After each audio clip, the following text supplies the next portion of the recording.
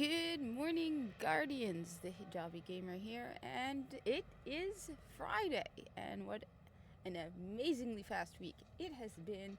I'll admit this week has been a little off for me because I took Wednesday off from work. Normally, I do not take time off because, no, I don't like taking time off. The best way to get. Anyway, it is Friday, and Xur is already in the tower. He's got stuff for us, and it's kind of cool. And, as you can see, this is original Destiny. And, see, original tower. Just the usual reminder, this is original Destiny. I'm hoping the audio works this week. Sorry about that last week. So, Streamlabs OBS likes to mess around with things. And it had an update. And when it updates, you can still see all the sources. But for some reason, sometimes when it updates, you have to basically delete all the sources and start all over again. I don't know. Because it looked like it was recording voice, but it wasn't. So I had to basically on Saturday go through the whole thing. Anyway, there should be audio now. It looks like it. And we are in the tower. Again, the usual reminder, this is Destiny 1. Destiny 1, Xur is only in the tower for 48 hours. So he arrives for me, New York time, 5 a.m. on Friday. He departs on Sunday, 5 a.m. New York time. Okay, based on New York, just look at it, go. You can actually Google it pretty easy. It's called EST.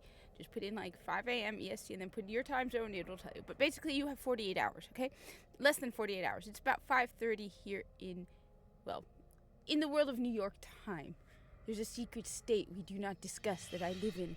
That is a secret nobody knows exists. All right? Anyway, this is how you know Xur is in the tower. You see that purple mark on the stairs. If you do not see the purple mark on the stairs, he's gone.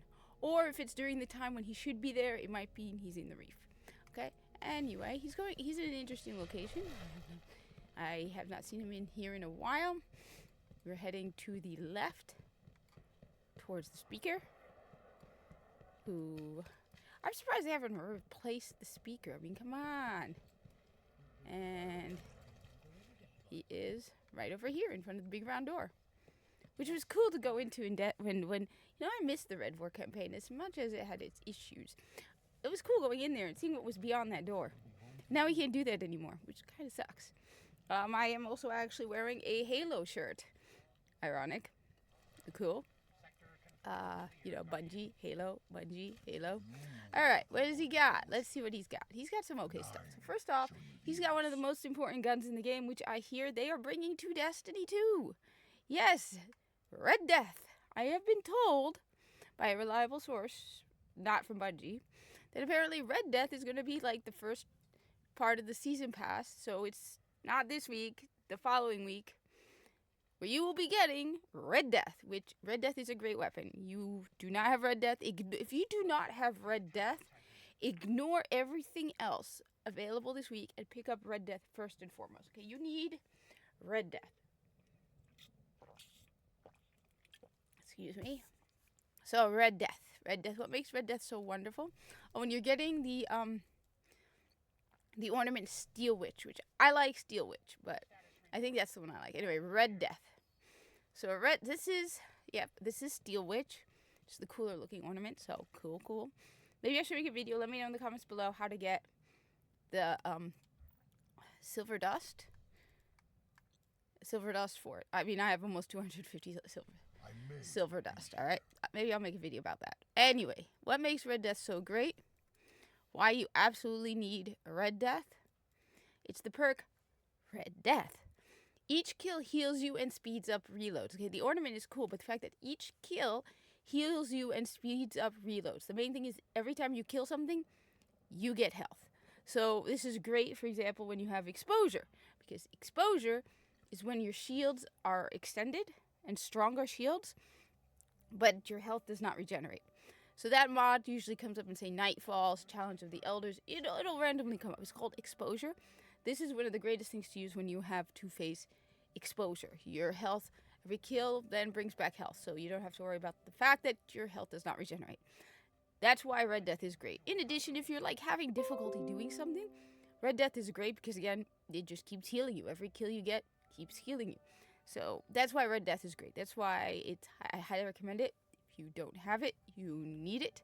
It is a great weapon. There's also a point at Kuroda's end where your health does not regenerate, and Red Death is great to have.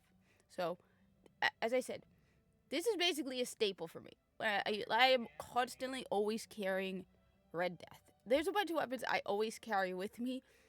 At the top is Red Death, Zhalo Supercell, and Ace of Spades. Those are always... Oh, and Genesis Chain. Those are always on me, and sometimes not like the others. But primarily, it's Red Death, Ace of Spades, and Zhalo Supercell. Those are always on me. And the most important one is, by far, Red Death. Okay? So, like I said, if you do not have Red Death, ignore everything else and just get Red Death first. Next, we have Hawkmoon and Carrion. I personally am not a big... First off, I'm not a fan of Carrion.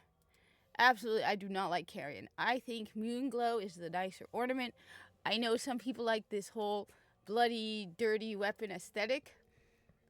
I'm not a fan of it. I like to think my Guardian would clean his weapons because then they will rust. Guardian, really? So I'm not a fan of Carrion. I am more of a fan of the one that you see right now. However, I'm like I said, I'm not a fan of Hawkmoon. People have told me Hawkmoon is great for Crucible. I prefer Ace of Spades when it comes to hand cannons. Just Ace of Spades. Okay? Now, Hawkmoon has two perks. They kind of work on each other kind of thing. So the first is Luck in the Chamber. One random bullet in the magazine causes considerable bonus damage. Now, I usually drop the magazine size from 13 to 12 to make the math easier. Just to make it easier. More whole numbers, okay? So we have one random bullet in the magazine causes considerable bonus damage. Okay. Then we move on to holding aces. 2 more random bullets in your magazine deal considerable bonus damage. This means once you get the gun fully unlocked, 3 random bullets in the magazine deal considerable bonus damage. That means 3 out of 12. That's 25%. To me, I would rather a more reliable certain perk. I would rather, like with the Ace of Spades, a precision kill. Where is it? There we go. Ace of Spades. Precision kills move 1 round from your ammo reserve into the magazine, which means if you're good with precision kills, you almost never have to reload. So that's why I'm a big fan of the Ace of Spades. It's certain. Every precision kill you get moves 1 round from your ammo to your magazine. Whereas with the Hawkmoon, 3 bullets out of 12, well, technically 3 bullets out of 13, deal considerable bonus damage. I mean, it's like you don't know for sure. You could be right in a life or death situation in the Crucible and be ridiculously unlucky, and none of the bullets you fire is the one that deals considerable bonus damage. Just not a fan of it. That's just me, but I know some people really like Hawkmoon. I know it's in Destiny 2. But yeah. So Hawkmoon. Which, am I the only one who doesn't like exotics being, like, I don't know, I feel like exotics should have been by default when they drop God tier.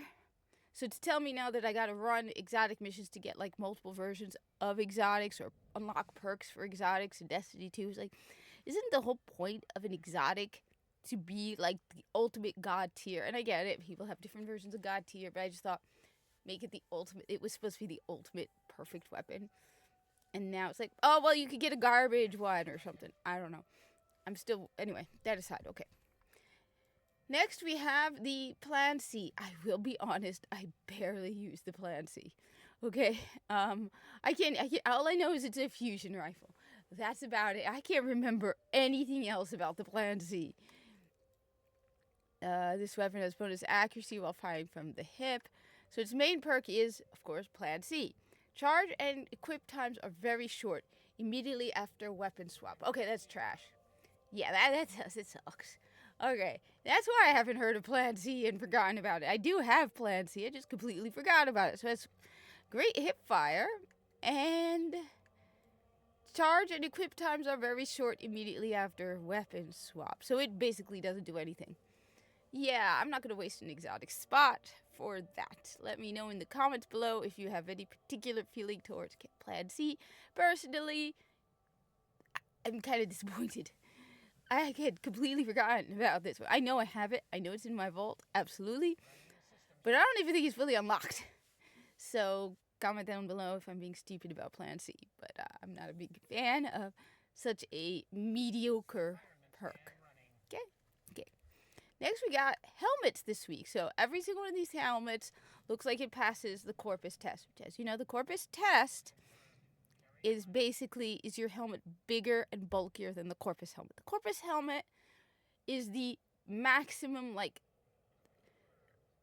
permissible, like, functional helmet size. Once you surpass the Corpus helmet, which does that exist? Yes, it does. The Stag, for example, the horned helmets for the Warlocks, that does not pass the Corpus test. There are some helmets out there that do not pass the Corpus test. Not very many, but they exist. So the Corpus test is basically, yeah, if your helmet is bulkier than the Corpus helmet, it fails. Okay? Cool? Alright, anyway, if you want one of these days, I'll post a picture in the community tab. If you have never seen Corpus, basically just Google Warframe Corpus. You will see their helmets. Alright, what have we got? We've got the Helm of Inmost Light for the Titans. Let's see who wins this week. Provides Death from Above and Headstrong for Fist of Havoc. Now, I've said this before, I am kind of disappointed by these exotics that unlock, like, you know, abilities in the tiers, because it's always, so you have to use you have to use the correct element type. The best example is for the Hunters, we have the Graviton Forfeit, which isn't the one this week. The Hunters have the Graviton Forfeit. Where is it? There it is. Graviton Forfeit gains, grants Shade Step. However, Shade Step is an ability as a Night Stalker. So Shade Step right over here. So basically, the only way I can use Graviton Forfeit is if I have Night Stalker equipped, and it will then give me both. It will automatically give me Shade Step, and then I can pick something else from here. Personally, I think it would be better and cooler and more exotic-y if you equip that, and regardless of what class you are playing, it will grant you Shade Step. So, like, I get into a class rut, and I just keep using. So I'm on a several years long gunslinger run. But wouldn't it be awesome if you got Graviton Forfeit and you equipped? Oh, the kitty cat's drinking water. If you equipped Graviton Forfeit and as a gunslinger and got Shade Step. So that's why this one is here the same. I'm looking at it, I'm like, yeah. So it gives you Death from Above and Headstrong, but you have to play a certain class that already has Death from Above and Headstrong. So let me know, Titans. I feel kind of disappointed about that one. Next, for the Hunters, you have the Skybirders Annex. Heavy weapon kills have a chance to create orbs. Orbs collected when your super is full have a chance to grant special ammo. Yeah, I hate to say this, I hate to do this, Hunters, as a hunter myself. Normally, I hate to put you at the bottom, but this is only going to work if you are in a fire team, okay? On top of that, heavy weapon kills, I mean, yeah, okay. But primarily, my biggest disappointment by this is it is only usable in a fire team. So if you are soloing stuff, which I tend to do a lot of, this is useless. This isn't Destiny 2, this is Destiny 1, and orbs, are only useful if you're in a fire team. Or like if you're doing something like Archon's Forge, where even though you technically aren't in the same fire team, it's almost like it acts like you are in the same fire team, so orbs do make a difference. I wasn't entirely sure until a while back. I was playing Archon's Forge, and at one point, there was just orbs everywhere. So this is useless unless you're in a fire team. And as someone who primarily solos stuff, especially in Destiny 1, yeah, Hunters, I hate to do this. Titans, you get at least second place now. Now for the Warlocks, you got Astrocyte Verse and temporary increase to recovery on Blink. Yeah, I'm going to put the Titans at the top, but this is a lousy week for Arbor. Temporary increase to recovery on Blink. I mean, nah. I feel disappointed. I think, like I said, one of the biggest difficulties and challenges with Destiny exotics is if you play Warframe, every weapon feels like an exotic. So when you look at the exotics in Destiny, and even Destiny 2, most of them are like, yeah, the most basic weapons in Warframe are a bajillion times cooler. So there are some cool exotics in Destiny, don't get me wrong. Even, but, like, I mean, compared to Warframe, nah. But for Destiny, there are some stuff that stands out to me as being like, yeah, that is a cool exotic. That has a cool thing. I mean, like, for example, people can't understand. If you haven't played Destiny 1, well, I'm going to. if you're new to Destiny 1, you may not fully or if you're more used to Destiny 2, one of the most cool exotics, for example, is the Zhalo Supercell. Even putting aside all of the perks with the arc projectiles and the double kills, grant your super energy and, chain lightning, all that is pretty cool. But one of the biggest deals about the Zhalo Supercell was it is a primary weapon with arc damage. This is original Destiny. Everything in the primary slot was originally kinetic damage. So, like, even in Destiny 2, you can use, the difference is, in Destiny 2, you can use primary weapons in your secondary slot. So you will get, like, scout rifles and hand cannons that can do elemental damage, whereas with Destiny 1, you did not get that. You had in the secondary slot basically primarily just sniper rifles, shotguns, sidearms, and fusion rifles. And in the primary slot, you had pulse rifles, auto rifles, hand cannons. Okay, that's the thing. So it was a big deal to get an auto rifle that does arc damage, and it's great. So yeah, so that's one of the biggest deals about the Zhalo Supercell. You'll get stuff that are exotic from Destiny 1 that wouldn't really make sense in Destiny 2 because of, for example, you can get shotguns that go in your primary slot. If I recall, Destiny 2 originally, you can even change the element. I think that was awesome, and then they stopped that. Anyway, that's one of the things about Zhalo Supercell, that just even putting aside all the cool perks, that's why Zhalo Supercell feels like a genuine exotic. This one is more nostalgia kind of thing, sentimentality, the Kvastov. Doesn't matter, it's just the Kvastov, the gun you start the game with. Cool. So, yeah, where was I going with that? Anyway, yeah, sometimes exotics don't really feel exotic. Just saying. Anyway, then we have the usual other stuff. One can never have enough heavy ammo, since we all know that now. Absolutely.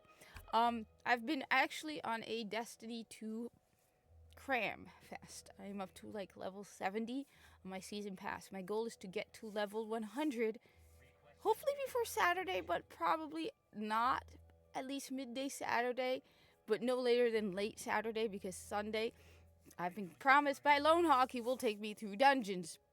He told me to try and get to level 100 by Saturday, but I'm only level 70 and it is Friday. I'll see what I can do. So I have been on a Destiny 2 cram to get to the kit, because yes, I will admit it, I never canceled my pre-order for Final Shape. I did return the collector's edition, but I did buy the on Xbox. I am mixed. I think one of the biggest problems I have is the non-stop conversations, where you basically go from console to console to room to room just listening to people talk. It's like, what happened to cutscenes? Where it is just, and then they have these ridiculous conversations that just, and you can't skip them. I mean, maybe I'm wrong, comment down below, but the last time I remember trying to skip one, I walked away, and I got too far, and it made me listen to the whole conversation all over again. And some of these are conversations just, I don't know. I mean, just kind of tedious after a while. It's just, dear God. I mean, just bring back cutscenes. It's like your story. Sometimes you can tell a story really, really well with just. It's like, how sometimes the hardest writing is writing like short stories where you can put a lot in a very small space. And it seems like this is kind of like they can't do that. I don't know. I just find that thoroughly annoying after a while. Where it's like, okay, now go to this console and listen to Petrovenge talk at you. Then go to this console and listen to Osiris and Mara Sov have some random conversation. Then go to this console and listen to the Crow and Osiris have a conversation. Then go over here. It's like, okay. And then go to Riven. And half of the time you're running from place to place to place just listening to people talk and have dumb conversations. And it's like, okay, just stop. But anyway, I am cramming in, so maybe it's different if you did it weekly. Anyway, thank you for watching. I will not be playing Destiny 1 this weekend. I know all the people, everyone is coming, interested in Destiny 1. I just want to get through, like I said, I want to play Final Shape. I want to get to level 100, so I will be playing primarily Destiny 2 this weekend. Next weekend, I will go back to playing Destiny 1 at least one day, and hopefully maybe get into another video game. I do not want to go back to just playing only Destiny 2. And thank you for watching. Like, comment, subscribe. And yeah, I do mean it though. I do want to start some raid teams, one on PlayStation, preferably one on Xbox for Destiny 1, maybe Destiny 2 as well. I am on Xbox, I am on PlayStation. Well, at Destiny 2 it doesn't matter. I'm not buying Final Shape twice. I'm just buying it once on Xbox because it's just easier, but there's cross save and cross play, so it doesn't matter with Destiny 2. Destiny 1, I am on PlayStation and Xbox. So, yeah. Anyway, thank you for watching. Like, comment, subscribe, and I hope to see you in the tower.